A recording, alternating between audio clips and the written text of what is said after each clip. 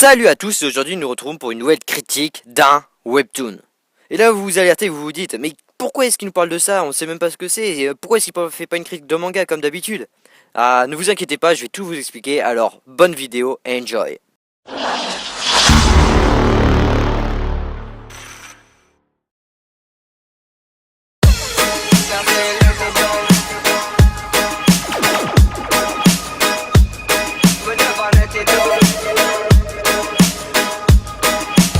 The God of High School est un webtoon écrit et dessiné par Park Hyun-ji depuis 2011 et toujours en cours de publication. A la base, des webtoons sont des comics gratuits diffusés sur le net réalisés par des amateurs.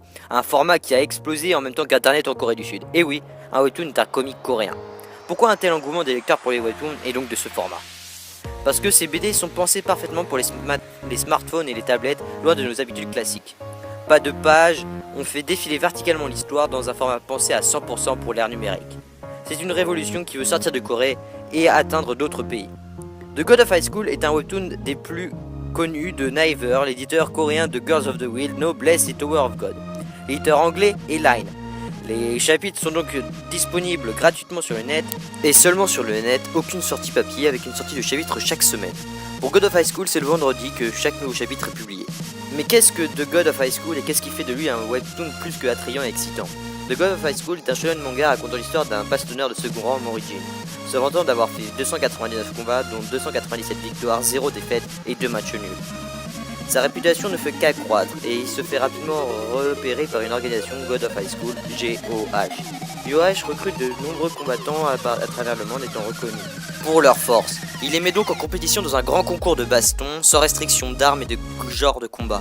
Mais pourquoi est-ce qu'on participerait à ce genre de combat? Tout simplement que si vous gagnez, vous aurez tout ce que vous voulez. Chacun de vos vœux sera exaucé. Argent, fortune, être célèbre, tout ce que vous désirez sera réalisé. Morihjin se lance alors dans le combat. Spécialiste de taekwondo, il sera confronté au plus grand combattant du monde. Mais rapidement, il découvre que le but de l'organisation GOH n'est pas vraiment celui qu'on lui a raconté. Possédant les dernières technologies, comme les nanomachines, GOH cache bien plus qu'un nano-mystère. L'histoire peut paraître banale à première vue, mais on est tout de suite aspiré par le récit. Les dialogues enfantins au début sont en fait très lapidaires, permettant de comprendre l'histoire au premier coup d'œil sans avoir besoin de réfléchir. Hashtag Death Note. Non, en effet, ce n'est pas du tout ce genre-là. Aucun superflu, l'action, et c'est tout. Mais ça n'empêcherait en rien d'apprécier le webtoon et d'être un énorme hit. Quant au dessin, il n'y a vraiment rien à dire. C'est vraiment le trait d'un professionnel, avec des cases qui s'agencent bien, une action qui est respectée, et tout ce qui en fait un très bon webtoon. C'est pour ça que je donnerai une note de 18 sur 20 pour le dessin, une note de 16 sur 20 pour le scénario, qui manque un peu d'originalité, et une note de 13 sur 20 pour l'agencement des cases, parce que oui c'est vrai, c'est un webtoon, ce n'est pas un manga, donc on n'a pas vraiment l'impression, même si d'être dans l'action.